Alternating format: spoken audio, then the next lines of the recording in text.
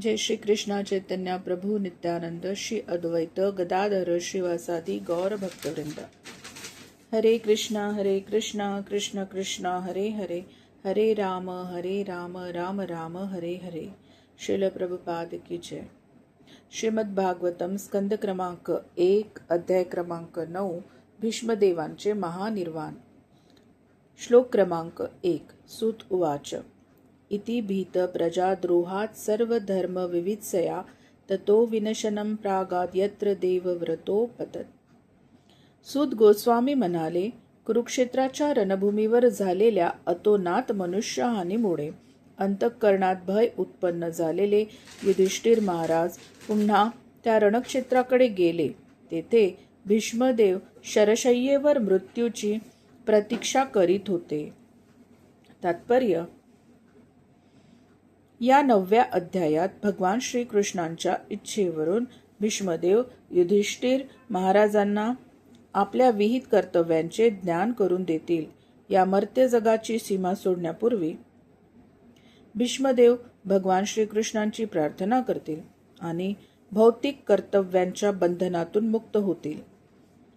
भीष्मदेवांना इच्छा मृत्यूचे वरदान होते आणि शरशय्येवर पडून राहण्याची त्यांची स्वतःची इच्छा होती। या महान योद्ध्याचा अंत ही घटनाच अशी होती की तिकडे सर्व तत्कालीन प्रतिष्ठितांचे लक्ष लागलेले होते आणि अशी सर्व मंडळी त्यांच्याविषयीचा आदर, प्रेम, स्नेहभाव व्यक्त करण्यासाठी त्या ठिकाणी एकत्र आलेली होती।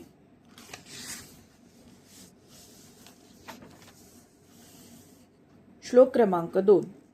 तदा ते भ्रातर सर्वे सदश्वे स्वर्णभूषिते अन्वगच्छन रथेर्विप्रा व्यासधौम्या दयस्तथा। त्यावेळी त्यांचे बंधूही सोन्याचे अलंकार घातलेले उत्तम घोडे जुंपलेल्या सुंदर रथामधून त्यांच्या मागोमाग गेले। त्यांच्या संगतीने व्यास, धौम्य आदी ऋषीही तिकडे गेले। श्लोक क्रमांक 3। भगवानपि विप्रर्षे रथेन सधनंजय स दैर्व्यरोचत नृप कुबेर इव गुह्यके। हे ब्रह्मर्षी शौनक, भगवान श्रीकृष्णही अर्जुनासमवेत रथातून तेथे आले। त्यावेळी युधिष्ठिर महाराज यक्षांसमवेत चाललेल्या कुबेरासारखे वैभव संपन्न असे शोभून दिसत होते। तात्पर्य: पांडवांनी अगदी राजोचित थाटाने भीष्मदेवांच्या समोर यावे आणि त्यांची सुस्थिती पाहून भीष्मांना आपल्या अंतिम समयी समाधान लाभावे अशी श्रीकृष्णांची इच्छा होती। कुबेर हा देवतांमधील अतिशय श्रीमंत देव आहे। युधिष्ठिर त्याच्यासारखे शोभून दिसत होते, हे वर्णन उचितच आहे।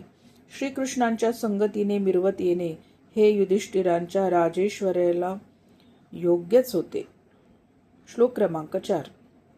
दृष्टा निपतितं भूमो दिवश्च्युत मिवामरं प्रणेमु पांडवा भीष्मं सानुगासह चक्रिना। स्वर्गातून भूमीवर पतित झालेल्या एखाद्या देवाप्रमाणे भीष्मदेवांना पहुडलेले पाहून धाकट्या बंधूंसहित युधिष्ठिरांनी आणि श्रीकृष्णांनी त्यांना प्रणाम केला। तात्पर्य: भगवान श्रीकृष्ण युधिष्ठिर महाराजांचे कनिष्ठ मामे बंधू होते, तसेच ते अर्जुनाचे प्रिय मित्रही होते। असे असले तरी सर्व पांडव परिवाराची भगवान श्रीकृष्ण साक्षात भगवंत आहेत अशी दृढ श्रद्धा होती। भगवंत देखील नेहमीच आपल्या भगवत्तेची जाणीव असूनही मानवी शिष्टाचारांना धरून वागत असत। म्हणूनच निर्वाण पथावर असलेल्या भीष्मदेवांना त्यांनीही वंदन केले, जणू काही तेही युधिष्ठिरांचे बंधूच होते। श्लोक क्रमांक 5। तत्र ब्रह्मर्षय सर्वे देवर्षयश्च सत्तम राजर्षयश्च तत्रासन द्रष्टुम भरत पुंगवम। राजा भरताच्या कुळातील त्या श्रेष्ठ पुरुषाचे दर्शन घेण्यासाठी विश्वातील देवर्षी, ब्रह्मर्षी, राजर्षी असे सर्वच गुणसंपन्न श्रेष्ठात्मे त्या ठिकाणी एकत्र झाले होते। तात्पर्य: आध्यात्मिक प्रगतीच्या मार्गाने ज्यांनी परिपूर्णता मिळविली त्यांना ऋषी म्हणतात. अशी आध्यात्मिक सिद्धी कोणालाही मिळविता येते, मग तो राजा असो वा साधू संन्यासी असो. भीष्मदेव स्वतःही ब्रह्मर्षीच होते. ते भरत कुळातील वंशजान प्रमुख होते. ऋषी सत्वगुणी असतात. भीष्मदेवासारखे थोर योद्धा थोड्याच काळात मृत्यूस सामोरा जाणार हे कळल्यावर त्यांच्या दर्शनासाठी हे सगळे तेथे आले होते. श्लोक क्रमांक 6. पर्वतो नारदो धौम्यो भगवान बादरायण बृहदश्वो भरद्वाज स्वशिष्यो रेणुकासुत. श्लोक क्रमांक 7. वसिष्ठ इंद्र प्रमद स्त्रीतो गृत्स मदोसीत कक्षिवान गौतमो त्रिश्च कौशिकोथ सुदर्शन. पर्वत मुनी, नारद मुनी, धौम्य ऋषी, साक्षात परमेश्वरा अवतार असलेले व्यास, बृहदश्व, भरद्वाज आपल्या शिष्यवर्गासहित, परशुराम, वसिष्ठ, इंद्रप्रमद, त्रित, गृत्समत, असित, कक्षिवान गौतम, अत्री, कौशिक आणि सुदर्शन असे थोर थोर ऋषी त्यावेळी तेथे उपस्थित होते. तात्पर्य: पर्वतमुनी हे अतिपुरातन ऋषीपैकी एक आहेत. बहुतेक वेळा ते नारद ऋषींच्या जोडीने दिसतात. हे दोघे अवकाशयात्री आहेत, त्यामुळे कोणत्याही अन्य लौकिक वाहनाविना ते आकाशातून संचार करू शकतात. पर्वतमुनी हे देवर्षी अर्थात देवामधील एक महर्षी आहेत. परीक्षित महाराजांचा पुत्र राजा जन्मेजय याने केलेल्या यज्ञ समारंभास नारद ऋषींसोबत तेही उपस्थित होते. या यज्ञसत्रात जगातील सर्व सर्पांची आहुती दिली जाणार होती. पर्वत आणि नारद या ऋषीद्वयांना गंधर्वही समजतात, कारण भगवंतांची स्तुतिस्तोत्रे गात गात ते आकाशातून संचार करीत असतात. गंधर्व असल्याने कुबेराच्या राजसभेला त्यांची अनेक वेळी भेट होत असे. कुबेर एक महत्वाची देवता आहे. महाराज सृंजय यांच्या कन्येमुळे हे दोघेही एकदा अडचणीत आले होते. पर्वत मुनींकडून महाराज सृंजय यांना पुत्रप्राप्तीचा वर मिळाला होता. नारद मुनी आणि पौराणिक वृत्तांत यांची एक अतूट सांगड आहे. श्रीमद भागवतात त्यांची कथा येते. पूर्वजन्मी ते एक दासीपुत्र होते, पण शुद्ध भक्तांच्या पवित्र संगतीचा लाभ त्यांना मिळाल्यामुळे भक्तिमय सेवा कशी करावी हे त्यांना समजले आणि परिणामतः पुढील जन्मी ते सिद्धीच्या सर्वश्रेष्ठ स्थितीला प्राप्त झाले. महाभारतातही त्यांचे नाव अनेक ठिकाणी येते. देवर्षीमध्ये तेच प्रमुख आहेत. देवलोकांतील तेच मुख्य ऋषी आहेत. ते भगवान ब्रह्मदेवांचे पुत्र आणि शिष्यही आहेत. त्यांच्यापासून ब्रह्मदेवांच्या शिष्य परंपरेचा प्रारंभ झाला. प्रल्हाद, ध्रुव आणि इतरही कित्येक नामवंत भक्तांना त्यांनीच दीक्षा दिली. ब्रह्मर्षी व्यास हे सर्व वैदिक वाङ्मयाचे कर्ते आहेत. त्यांनाही नारदांनीच दीक्षा दिली आहे. व्यासदेवांपासून पुढे मध्वाचार्यांना दीक्षा मिळाली. हा मध्व संप्रदाय पुढे सर्व जगभर पसरला. गौडीय संप्रदायाचाही त्यातच समावेश होतो. श्री चैतन्य महाप्रभू सुद्धा या मध्व संप्रदायातीलच होते. त्यामुळे ब्रह्मदेव, नारद, व्यास, पुढे मध्व, श्री चैतन्य, 6 गोस्वामी हे सर्व एकाच परंपरेत येतात. नारद ऋषींनी अगदी पुरातन काळापासून अनेक राजलोकांना उपदेश दिला आहे. भागवत पुराणात आपणास हे स्पष्ट दिसून येते की भक्त प्रल्हाद जेव्हा आईच्या उदरात होते तेव्हाच श्री नारदांनी त्यांना उपदेश दिला व पुढे भगवान श्रीकृष्णांचे पिता श्री वसुदेव व युधिष्ठिर महाराज यांनाही त्यांनीच उपदेश दिला. धौम्य ऋषी हे एक महान ऋषी होते.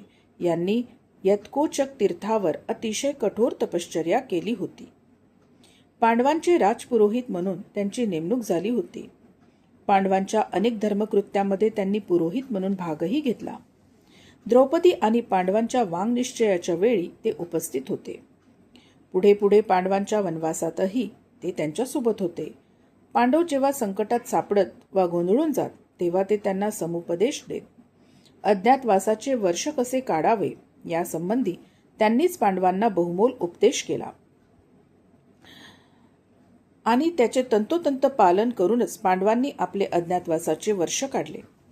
कुरुक्षेत्राच्या रणांगणावर ज्यावेळी सर्व मृत वीरांचे और्ध्वदही करण्यात आले त्यावेळी त्यांच्या उपस्थितीचा निर्देश होतो. महाभारताच्या अनुशासन पर्वात 127.15 व 16 त्यांनी युधिष्ठिर महाराजांना धर्मोपदेश केला आहे. गृहस्थाश्रमी माणसासाठी ते आदर्श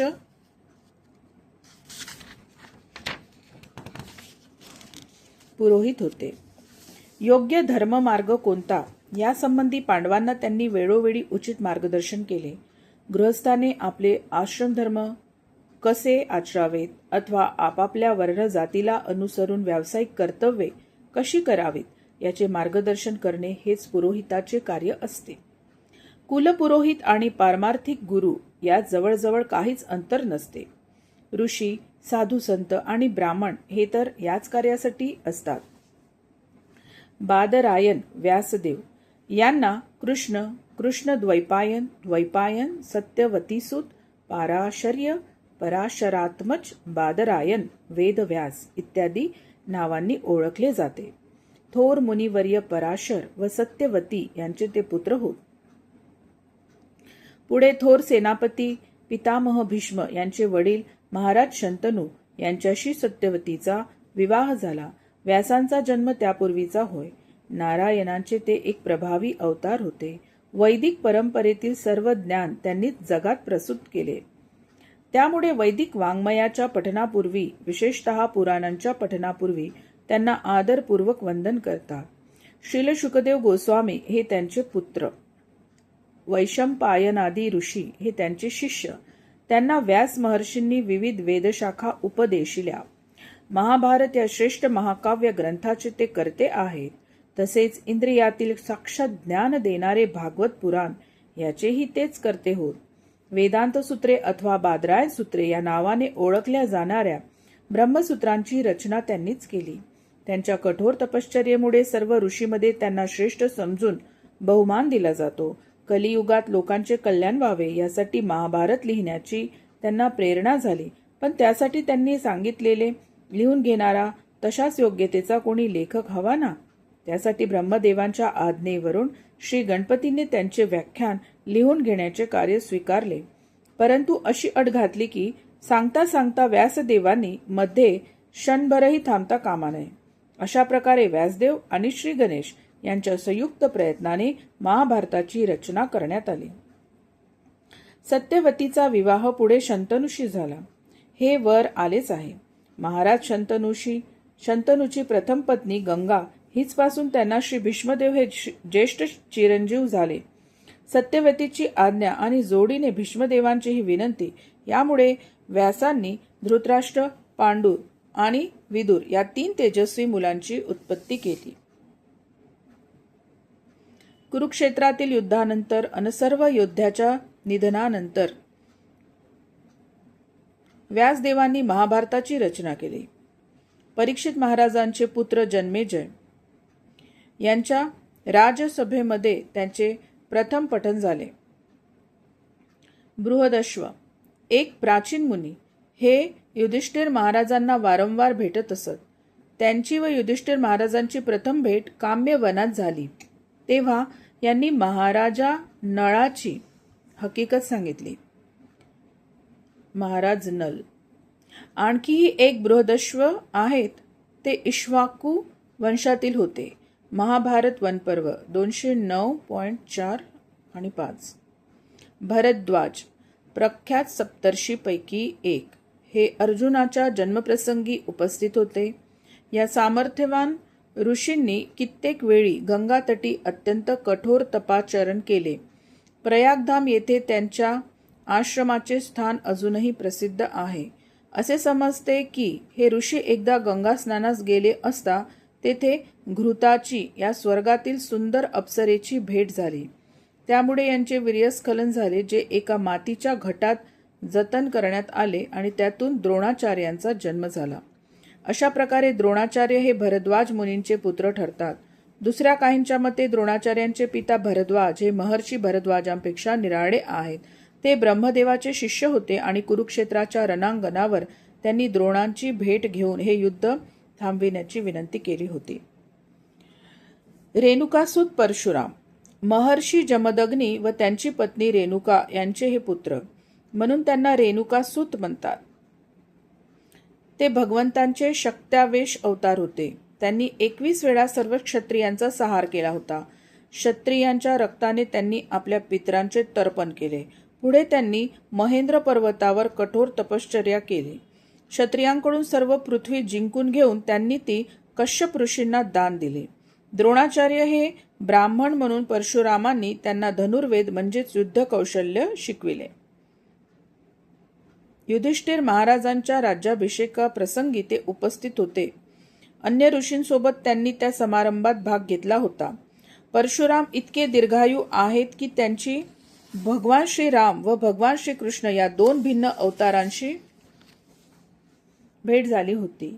श्रीरामचंद्रांशी त्यांचे युद्ध झाले होते, परंतु श्रीकृष्ण साक्षात परमेश्वर असल्याचे त्यांनी मान्य केले. अर्जुनाला श्रीकृष्णांसमवेत पाहून त्यांनी त्याची प्रशंसा केली. भीष्मांनी अंबेसोबत विवाह करण्याचे नाकारले, परंतु तिला मात्र तेच पती हवे होते. म्हणून तेव्हा अंबा परशुरामांना भेटली. तिच्या विनंतीवरून परशुरामांनी तिचा स्वीकार करण्याची भीष्मांना आज्ञा केली. परंतु परशुराम हे जरी भीष्मांचे गुरु होते तरीही भीष्मांनी त्यांची आज्ञा नाकारली. त्यावरून परशुरामांचे आणि भीष्मांचे युद्ध झाले. ते युद्ध घनघोर होते. शेवटी परशुराम भीष्मावर प्रसन्न झाले आणि जगातील सर्वश्रेष्ठ योद्धा होण्याचा वर त्यांना दिला. वसिष्ठ ऋषी ब्राह्मणातील हे एक श्रेष्ठ ऋषी. ब्रह्मर्षी वसिष्ठ देव या नावाने ते प्रख्यात होते.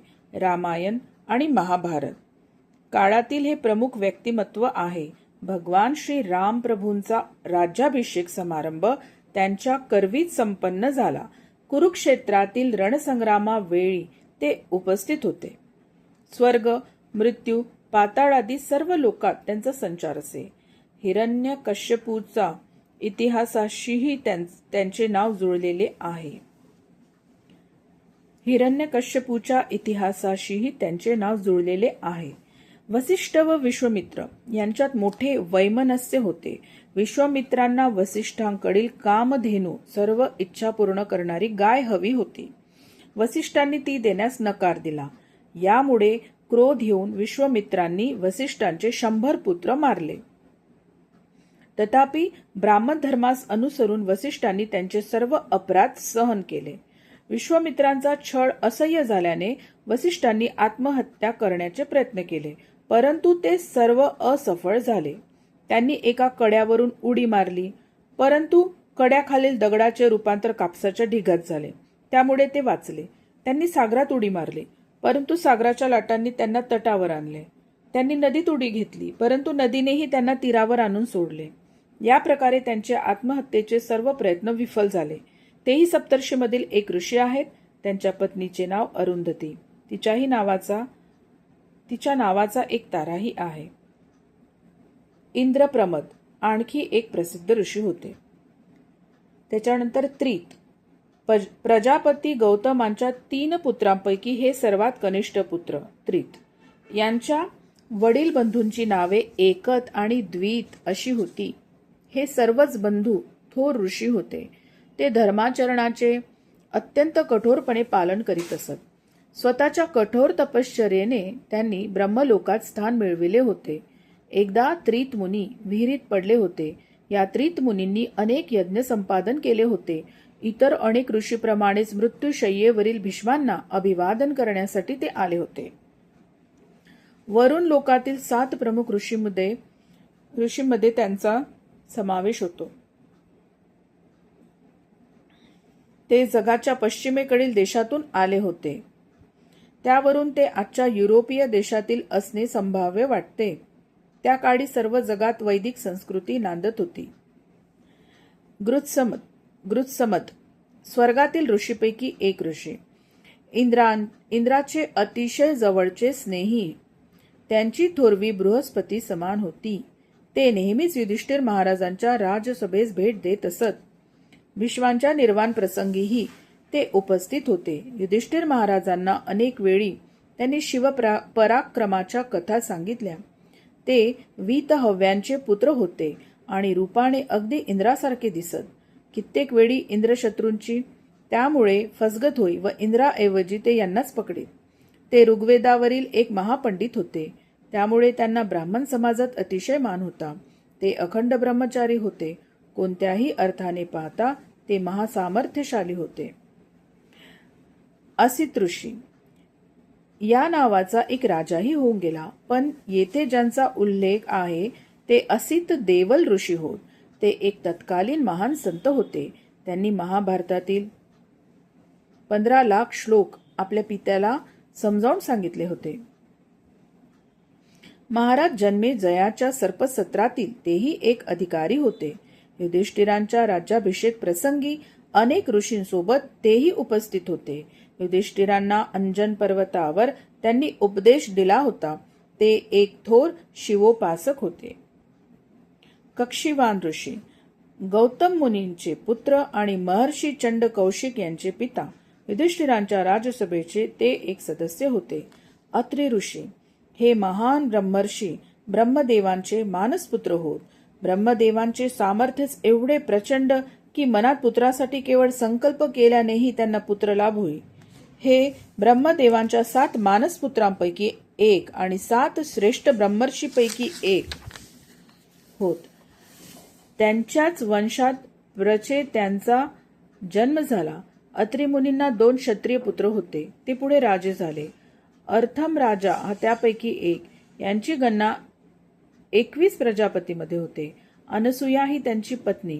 या ऋषींनी परीक्षित महाराजांच्या अनेक यज्ञामध्ये सहाय्य केले. कौशिक युधिष्ठिर महाराजांच्या राजसभेचे नित्य सदस्य असलेल्या ऋषींपैकी हे एक.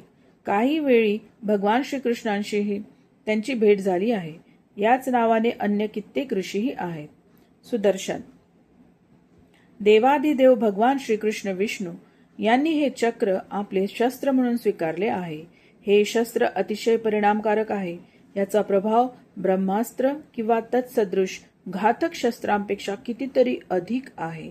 काही वैदिक ग्रंथात असे सांगितले गेले आहे की अग्निदेवतेने हे शस्त्र भगवंतांना अर्पण केले.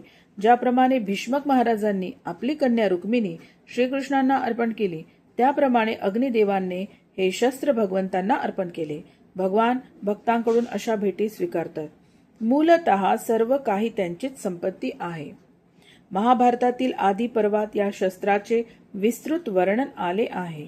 आपला प्रतिस्पर्धी शिशुपाळ याला मारण्यासाठी भगवंतांनी या शस्त्राचा उपयोग केला होता. तसेच शाल्वालाही त्यांनी याच शस्त्राने मारले. अर्जुन हा भगवंतांचा मित्र होता. अर्जुनाने आपले शत्रू मारण्यासाठी या शस्त्राचा उपयोग करावा असे भगवान श्रीकृष्णांच्या मनात होते असे दिसते. महाभारत विराट पर्व 56.3. श्लोक क्रमांक 8. अन्येच मुनयो ब्रह्मन ब्रह्मरातादयो मला शिष्ये रूपेता आ जगमु कश्यपांगी रसादय. हे शौनक, शुकदेव गोस्वामी आणि इतरही अनेक विशुद्धात्मे ऋषी तसेच कश्यप, आंगिरस इत्यादी दुसरेही अनेक ऋषी आपापल्या शिष्यगणांसह तेथे येऊन पोहोचले. तात्पर्य: शुकदेव गोस्वामी ब्रह्मरात हे व्यास महर्षींचे ख्यातनाम पुत्र आणि शिष्य. व्यासांनी त्यांना प्रथम महाभारत व नंतर श्रीमद भागवतम शिकविले. शुकदेव गोस्वामींनी यक्ष, गंधर्व व राक्षसांच्या सभामधून महाभारताचे 14 लाख श्लोक पठन केले. श्रीमद भागवत मात्र त्यांनी सर्वप्रथम परीक्षित महाराजांच्या उपस्थितीत कथन केले. आपल्या थोर पित्याकडून त्यांनी वैदिक वाङ्मयाचे सखोल अध्ययन केले. धर्मतत्वांचे अशा प्रकारे व्यापक व सखोल अध्ययन झाल्याने ते परिपूर्ण विशुद्धात्मा ऋषी झाले. महाभारत सभापर्व 4.11 वरून असे कळून येते की युधिष्ठिर महाराजांच्या राजसभेतही ते होते आणि पुढे परीक्षितांच्या प्रायोपवेशनाच्या वेळीही ते उपस्थित होते. व्यासांचे ते दीक्षित शिष्यच होते. त्यामुळे त्यांनी आपल्या पित्याजवळ धर्मतत्वे व आध्यात्मिक मूल्ये याविषयी व्यापक अध्ययन केले. त्यांच्या थोर पित्यानेही विविध विषयांचे विस्तृत अध्यापन करून त्यांना कृतार्थ केले. ज्याच्या योगाने मनुष्याला शेवटी आध्यात्मिक स्वानंद साम्राज्याची प्राप्ती होते, तो योग व्यासांनी त्यांना शिकविला. तसेच सकाम कर्म आणि अनुभवसिद्ध ज्ञान यातील भेदही त्यांनीच दाखविला. आध्यात्मिक साक्षात्कार प्राप्त करून घेण्याचे विविध मार्ग व उपाय ब्रह्मचर्य, गृहस्थ, वानप्रस्थ व संन्यास या चारही आश्रमातील धर्म, परमेश्वराचे सर्वोच्च स्थान व महात्म्य, त्या परमेश्वराचे साक्षात दर्शन करण्याची प्रक्रिया, जिज्ञासू शिष्याची लक्षणे, पंचमहाभूतांचा विचार, माणसाच्या बुद्धीचे मोठेपण, भौतिक प्रकृती आणि आत्मा यांची जाणीव, आत्मसाक्षात्कारी जीवाची लक्षणे, भौतिक शरीराची क्रियाशील तत्वे, प्राकृतिक 3 गुणांची लक्षणे, अखंड वाढणारा वासना वृक्ष, मानवी मनाच्या क्रियाप्रतिक्रिया इत्यादी कितीतरी विषय त्यात होते. आपल्या पित्याच्या आणि नारदांच्या अनुज्ञेने शुकदेव गोस्वामी अनेक वेळा सूर्यलोकीही जात असत. त्यांच्या आकाशगमनाची वर्णने महाभारताच्या शांती पर्वात 332 मध्ये आढळतात. अंततः त्यांना दिव्य लोकांचे साम्राज्य प्राप्त झाले. त्यांना अरणेय, अरुणीसूत, वयासकी, व्यासात्मज अशा नावांनीही जाणले जाते.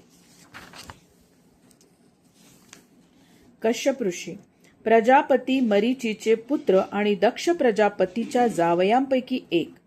प्रचंड आकाराचा पक्षी गरुड याचे हे पिता. या गरुडाला भक्ष म्हणून हत्ती व कासवे दिली जात. कश्यप ऋषींनी दक्ष प्रजापतीच्या 13 कन्यांशी विवाह केला.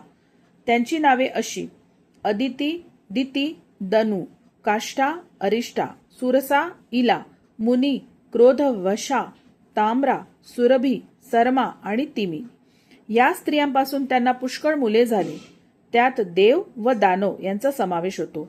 पहिली पत्नी अदिती हिच्यापासून 12 आदित्यांचा जन्म झाला. परमेश्वर अवतार वामन हा त्यापैकीच एक. महर्षी कश्यप अर्जुनाच्या जन्माच्या वेळी तेथे उपस्थित होते. परशुरामांकडून त्यांना पृथ्वी दान मिळाली होती. नंतर त्यांनी परशुरामांना पृथ्वी सोडून जावयास सांगितले होते. कश्यपांना अरिष्टनेमी असेही एक नाव आहे. विश्वाच्या उत्तर बाजूस त्यांचा निवास असतो. आंगिरस ऋषी महर्षी अंगिरा यांचे हे पुत्र. यांनाच बृहस्पती असे म्हणतात. हे देवांचे कुलपुरोहित आहेत. असे म्हणतात की द्रोणाचार्य हे यांचाच अंशावतार होते. शुक्राचार्य हे दैत्यांचे गुरु होते. बृहस्पतींनी त्यांना आवाहन दिले. यांचा मुलगा कच यांनीच भरद्वाज मुनींना अग्न्यस्त्र प्रथम दिले. चंद्रमासी ही प्रसिद्ध तारका त्यांची पत्नी. तिच्यापासून यांना अग्नी इत्यादी 6 पुत्र झाले. यांना आकाशगमनाची सिद्धी होती. तिच्या साह्याने ते केव्हाही इंद्रलोक, ब्रह्मलोक इत्यादी ठिकाणी जात येत असत. दैत्यांवर विजय मिळविण्याच्या संदर्भात यांनी स्वर्गराज देवेंद्राला परामर्श दिला होता. एकदा काही कारणाने यांनी इंद्राला शाप दिला. त्यामुळे इंद्र मृत्यूलोकात डुक्कर होऊन पडला. अशा घृणित अवस्थेत असूनही इंद्रदेवाने स्वर्गात जाणे अमान्य केले.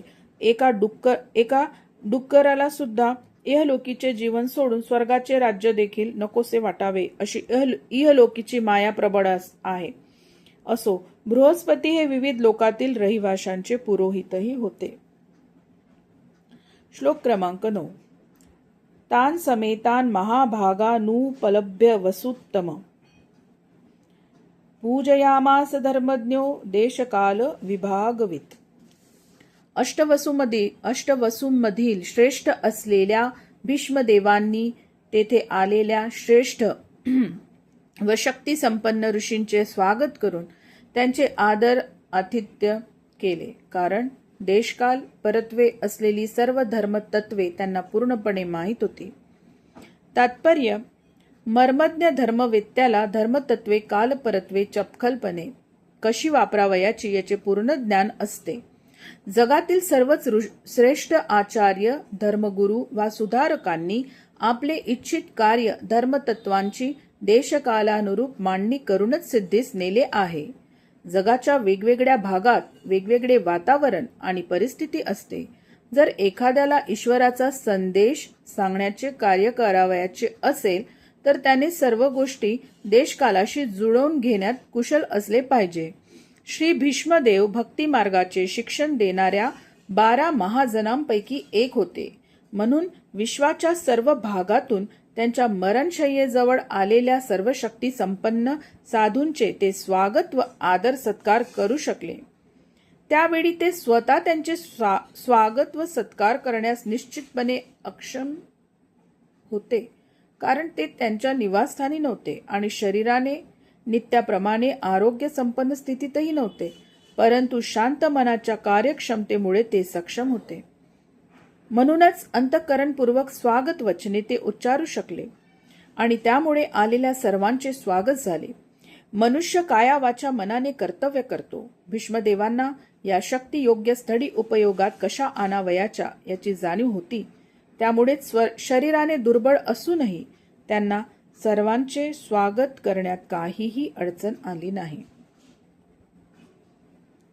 हरे कृष्णा कृष्ण कृष्ण हरे हरे, हरे राम राम राम हरे हरे. श्रील प्रभुपाद की जय.